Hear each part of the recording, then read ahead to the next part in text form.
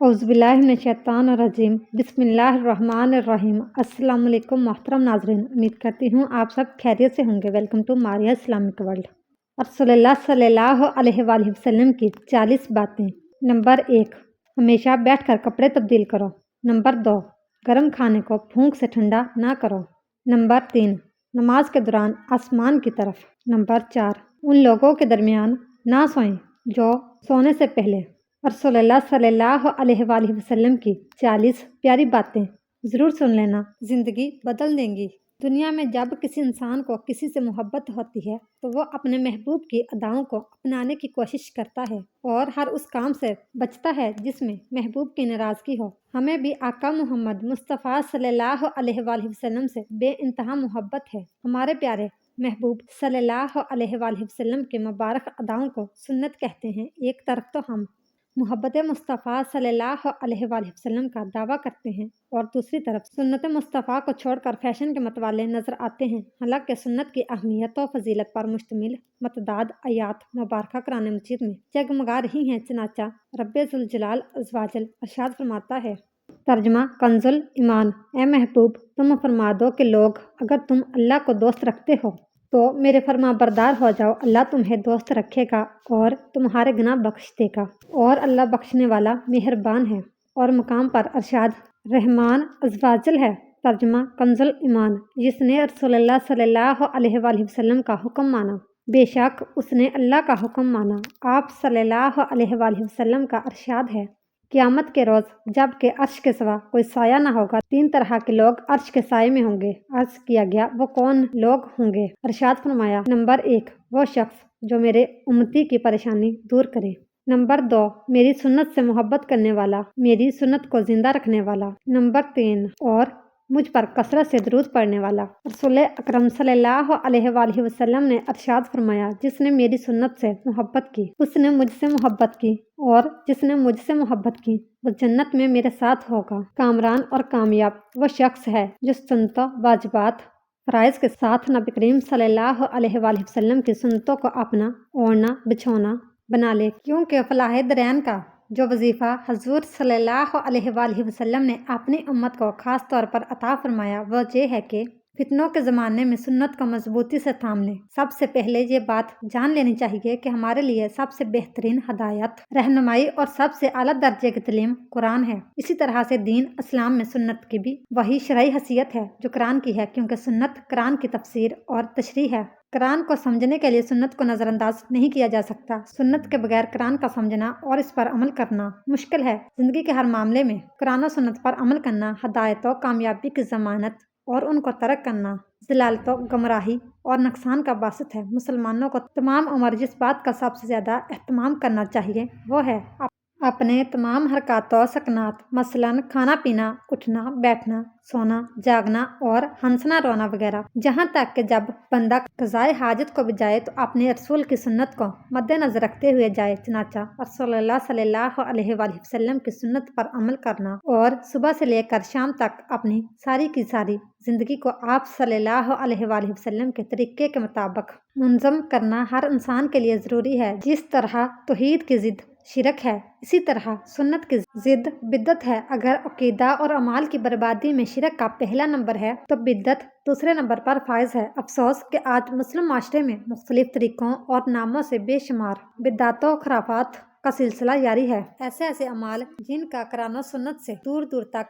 कोई तल्लक नहीं और लोग उसे दीन का हिस्सा समझकर अंजाम दे रहे हैं, वह तमाम अमूर बिद्दात में शुमार किए जाएंगे। अक्सर मुसलमान बिद्दत को सुन्नत समझकर अमल कर रहे हैं। आप गौर फिक्र करेंगे तो मालूम होगा कि कुरान में नमाज अदा करो, ज़कात अदा करो, रोज़े रखो, इस्तात होने पर हज करो वगैरह के तल्लक से आपको देखने को मिलेगा। लेकिन नमाज कब और कितनी रकातें पढ़नी है, रुकू और सजूद में कौन सी दुआ पढ़नी है, ज़कात कब वाजिब होती है, रोज़े के मसाइल क्या हैं, इसी तरह से हज के मसाइल के मना में कितनी रातें गुजारनी हैं, अरफात में कितनी रातें गुजारेंगे वगैरह, ये सब तफसीलात हमें कौन बताएगा। अगर आप ये समझते हैं कि कोई عالم یا مفتی بتا دے گا تو یہاں پر میں واضح کر دوں کہ کوئی عالم یا مفتی اپنی جانب سے یا اندازہ لگا کر آپ کو نہیں بتاتے بلکہ سنتوں کا رخ کرتے ہیں، سنتوں کا خاص مطالعہ کرتے ہیں، تب کہیں جا کر آپ تک مسائل کا حل پہنچتا ہے۔ لہٰذا سنت کی اہمیت کو سمجھیں اور اس کو اپنی زندگیوں میں نفذ کریں، کیونکہ جس طرح عبادات،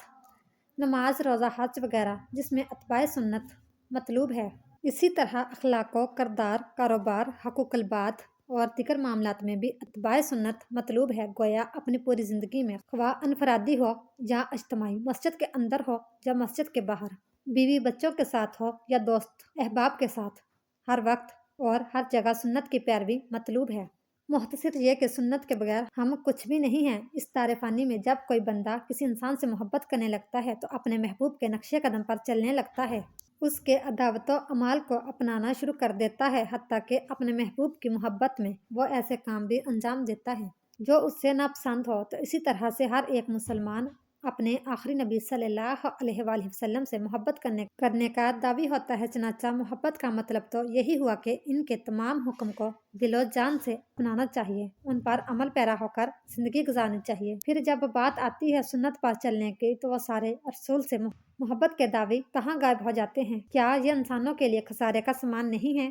یاد رکھو، اگر رسول سے محبت کا دعویٰ کرتے ہو تو اللہ کی رسی کو مضبوطی سے پکڑ لو، اس کے رسول کی اطاعت کرو، صحیح حدیث پر عمل پیرا ہو کر اپنی زندگی بسر کرو، اسی میں کامیابی کی ضمانت ہے۔ ورنہ نبی کے نام پر ڈول بجانے سے کچھ حاصل ہونے والا نہیں ہے۔ ایسے اعمال سے بچو جن کا قرآن و حدیث سے کوئی تعلق نہیں، جن کا نبی کریم صلی اللہ علیہ وآلہ وسلم سے کوئی واسطہ نہیں، اور افسوس کہ آج کا مسلمان اپنی ساری زندگی بدعات و خرافات انجام دیتے ہوئے زندگی گزار رہا ہے، لیکن اسے اتنی توفیق نہیں ملتی کہ قرآن و حدیث کا خود براہ راست مطالعہ کرے۔ جو عمل باپ دادا کرتے آ رہے ہیں ان امور کا کوئی تعلق دین اسلام سے ہے بھی یا نہیں، کیونکہ غم اس بات کا نہیں کہ لوگ بدعت پر عمل کر رہے ہیں، بلکہ غم تو اس بات کا ہے کہ لوگ بدعت کو سنت سمجھ کر انجام دے رہے ہیں۔ میری تمام مسلمانوں سے یہ گزارش ہے کہ اپنے اعمال کا جائزہ لیں کہ جو عمل آپ دین کا حصہ سمجھ کر انجام دے رہے ہیں، اس کا طریقہ ہمارے نبی کے طریقے سے ملتا بھی ہے یا نہیں۔ لہٰذا ہمارے لیے یہ ضروری ہے کہ ہم ہمارے نبی کی صحیح اور ثابت شدہ سنتوں پر عمل کریں۔ رسول اللہ صلی اللہ علیہ وآلہ وسلم کے 40 اصول۔ نمبر 1، آپ صلی اللہ علیہ وآلہ وسلم نے فرمایا، فجر اور اشراق، عصر اور مغرب اور عشاء کے دوران سونے سے باز رہا کرو۔ نمبر 2، آپ صلی اللہ علیہ وآلہ وسلم نے فرمایا، بدبودار اور گندے لوگوں کے ساتھ نہ بیٹھا کرو۔ نمبر 3، آپ صلی اللہ علیہ وآلہ وسلم نے فرمایا، ان لوگوں کے درمیان نہ سوئیں جو سونے سے قبل باتیں کرتے ہیں۔ نمبر 4، آپ صلی اللہ علیہ وآلہ وسلم نے فرمایا، تم بائیں ہاتھ سے نہ کھاؤ۔ نمبر 5، آپ صلی اللہ علیہ وآلہ وسلم نے فرمایا، منہ سے کھانا نکال کر نہ کھاؤ۔ نمبر 6، آپ صلی اللہ علیہ وآلہ وسلم نے فرمایا، اپنے کھانے پر اداس نہ ہوا کرو، یہ عادت ہمارے اندر ناشکری پیدا کرتی ہے۔ نمبر 7، آپ صلی اللہ علیہ وآلہ وسلم نے فرمایا، گرم کھانے کو پھونک سے ٹھنڈا نہ کرو۔ نمبر 8، آپ صلی اللہ علیہ وآلہ وسلم نے فرمایا، اندھیرے میں مت کھاؤ۔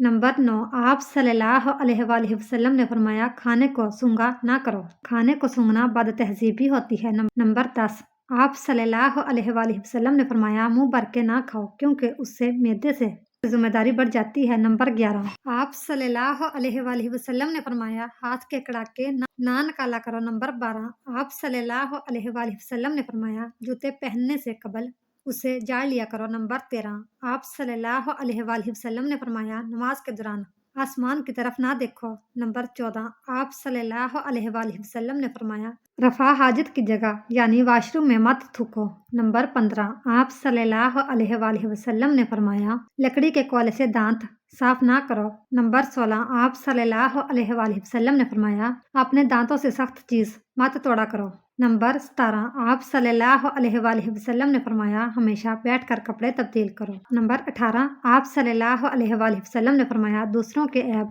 تلاش نہ کرو۔ نمبر 19، آپ صلی اللہ علیہ وآلہ وسلم نے فرمایا، بیت الخلاء میں باتیں نہ کیا کرو۔ نمبر 20، آپ صلی اللہ علیہ وآلہ وسلم نے فرمایا، دوست کو دشمن نہ بناؤ۔ نمبر 21، آپ صلی اللہ علیہ وآلہ وسلم نے فرمایا، دوسروں کے بارے میں جھوٹے قصے بیان نہ کیا کرو۔ نمبر 22، آپ صلی اللہ علیہ وآلہ وسلم نے فرمایا، ٹھہر ٹھہر کر صاف بولا کرو تاکہ بات پوری طرح سمجھ جائے۔ نمبر 23، آپ صلی اللہ علیہ وآلہ وسلم نے فرمایا چلتے ہوئے بار بار مڑ کر نہ دیکھو۔ نمبر 24 آپ صلی اللہ علیہ وآلہ وسلم نے فرمایا ایڑیاں مار کر نہ چلا کرو، ایڑیاں مار کر چلنا تکبر کی نشانیوں میں سے ہے۔ نمبر 25 آپ صلی اللہ علیہ وآلہ وسلم نے فرمایا کسی کے بارے میں جھوٹ نہ بولو۔ نمبر 26 آپ صلی اللہ علیہ وآلہ وسلم نے فرمایا کنجوسی نہ کرو۔ نمبر 27 آپ صلی اللہ علیہ وآلہ وسلم نے فرمایا اکیلے سفر نہ کیا کرو۔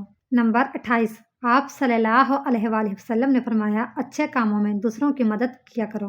نمبر 29 آپ صلی اللہ علیہ وآلہ وسلم نے فرمایا فیصلے سے قبل مشورہ ضرور کیا کرو اور مشورہ ہمیشہ سمجھدار کے بجائے تجربہ کار شخص سے کرنا چاہیے۔ نمبر 30 آپ صلی اللہ علیہ وآلہ وسلم نے فرمایا کبھی غرور نہ کرو، غرور ایک ایسی بری عادت ہے جس کا نتیجہ کبھی اچھا نہیں نکلتا۔ نمبر 31 آپ صلی اللہ علیہ وآلہ وسلم نے فرمایا گدھا گروں کا پیچھا نہ کیا کرو۔ نمبر 32 آپ صلی اللہ علیہ وآلہ وسلم نے فرمایا غربت میں صبر کیا کرو۔ نمبر 33 آپ صلی اللہ علیہ وآلہ وسلم نے فرمایا مہمان کی کھلے دل سے خدمت کرو، یہ عادت ہماری شخصیت میں کشش پیدا کر دیتی ہے۔ نمبر 34 آپ صلی اللہ علیہ وآلہ وسلم نے فرمایا برا کرنے والوں کے ساتھ ہمیشہ نیکی کرو۔ نمبر 35 آپ صلی اللہ علیہ وآلہ وسلم نے فرمایا اللہ پاک نے جو دیا ہے اس پر خوش رہو۔ نمبر 36 آپ صلی اللہ علیہ وآلہ وسلم نے فرمایا زیادہ نہ سویا کرو، زیادہ سونا یادداشت کمزور کر دیتی ہے۔ نمبر 37 آپ صلی اللہ علیہ وآلہ وسلم نے فرمایا اقامت اور اذان کے درمیان گفتگو نہ کیا کرو۔ نمبر 38 آپ صلی اللہ علیہ وآلہ وسلم نے فرمایا اپنی خامیوں پر غور کیا کرو اور توبہ کیا کرو۔ نمبر 39 آپ صلی اللہ علیہ وآلہ وسلم نے فرمایا روزانہ کم سے کم 100 بار استغفار کیا کرو۔ نمبر 40 آپ صلی اللہ علیہ وآلہ وسلم نے فرمایا کسی کے بارے میں جھوٹ نہ بولا کرو۔ اللہ تعالی ہمیں بہتر عمل کرنے کی توفیق عطا فرمائے، ہمیں حضور صلی اللہ علیہ وآلہ وسلم کی سنت پر عمل کرنے کی توفیق عطا فرمائے اور ہمیں نیک کاروں میں شامل کرے۔ اللہ پاک میری اور آپ کی بخشش فرمائے، آمین یا رب العالمین۔ اس طرح کی مزید اسلامک اور معلوماتی ویڈیو دیکھنے کے لیے ہماری ویڈیو کو لائک، شیئر اور چینل کو سبسکرائب ضرور کیجیے گا۔ Thanks for watching.